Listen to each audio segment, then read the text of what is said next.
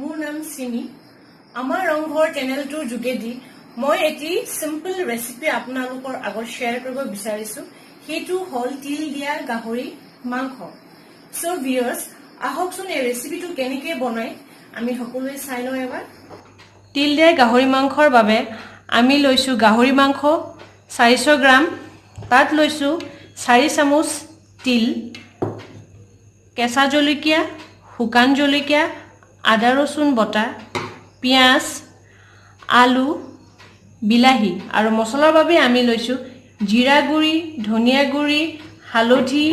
নিমখ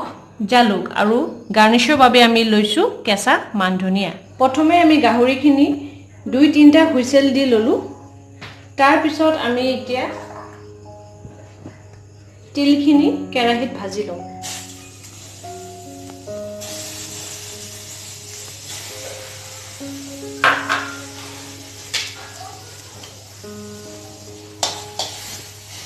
অলপ লৰাই থাকিব লাগিব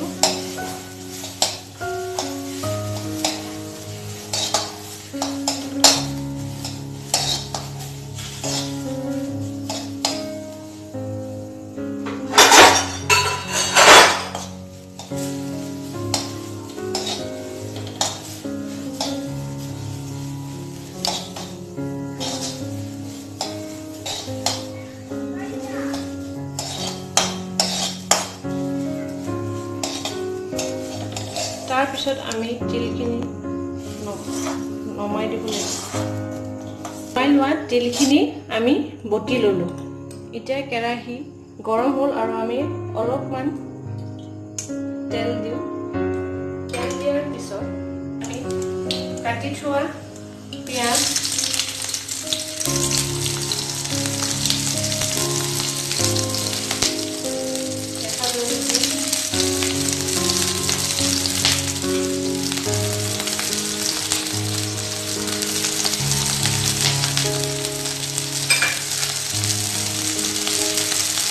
ৰসুন আদা বটা কেঁচা জলকীয়া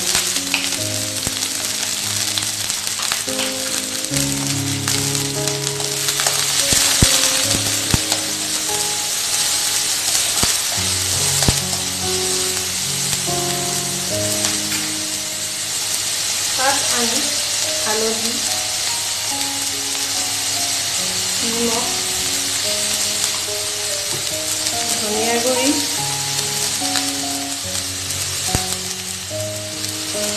জিৰা গুৰি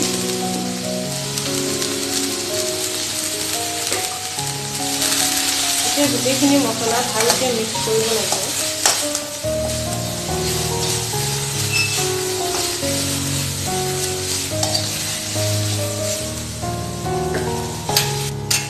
এই মছলাখিনি গোটেই ভালকৈ মিক্স হোৱাৰ পিছত আমি ইয়াত বিলাহী দিলোঁ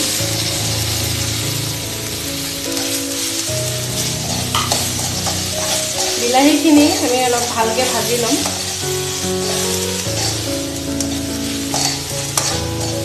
বিলাহীখিনি ভালকৈ ভাজা হোৱাৰ পিছত আমি এতিয়া বইল কৰা গাহৰি মাংসখিনি দিম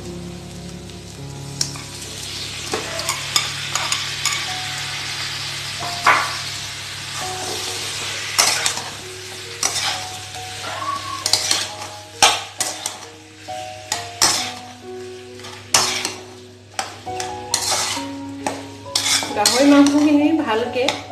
মছলাৰ লগত ভাজি ল'ব লাগিব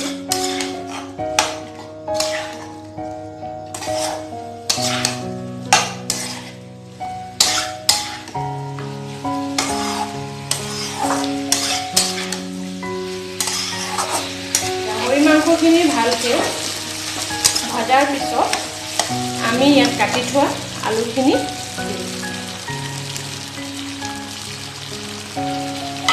আলুখিনি দিয়াৰ পিছত আকৌ এবাৰ ভালকৈ লৰাই দিব লাগিব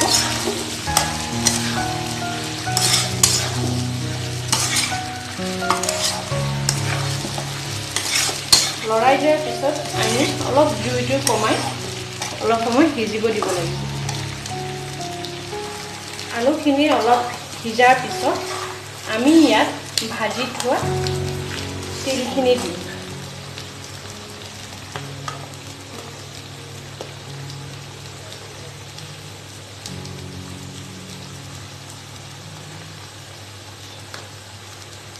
তিলখিনি দিয়াৰ পিছত আমি আকৌ ভালকে লৰাই দিব লাগিব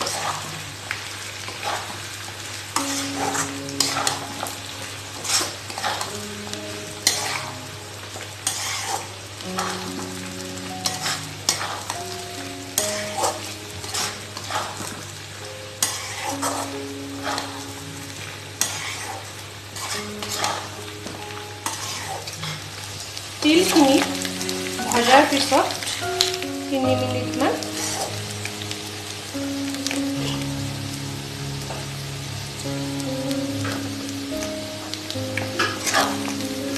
তিলখিনি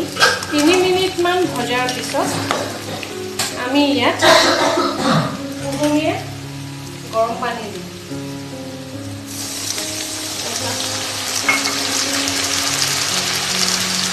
আৰু একাপ কুহুমীয়া গৰম পানী দিয়াৰ পিছত আমি মাংসখিনি ভালকে লৰাই দিম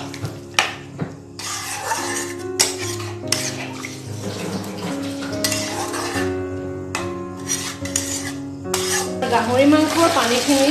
প্ৰায় শুকাবলৈ ধৰিছে ইয়াত আমি এতিয়া জালুকৰ গুড়ি দি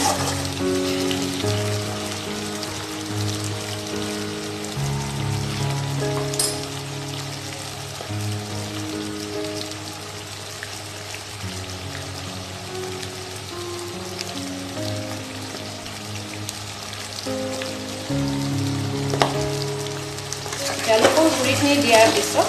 আমি আকৌ মাংসখিনি ভালকৈ লৰাই দিম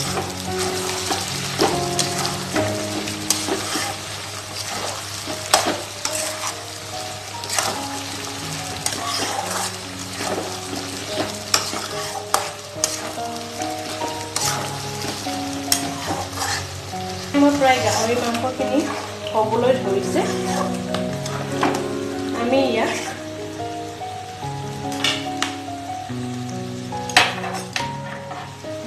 বাউল এটা ওলাই দিম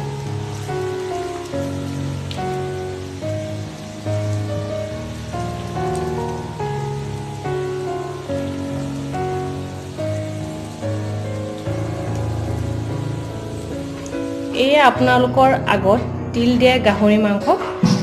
তাত আমি কেঁচা জলকীয়া দি গাৰ্নিছ কৰিছো আৰু ওপৰত কেঁচা মান ধনিয়া দি দিছো আপোনালোকে তিল দিয়া গাহৰি মাংসটো ৰেচিপিটো ভাল পাইছে তেনেহলে আপোনালোকে আমাৰ চেনেলটো আমাৰ ৰংঘৰ চেনেলটোত সাবস্ক্ৰাইব আৰু শ্বেয়াৰ কৰি দিব ধন্যবাদ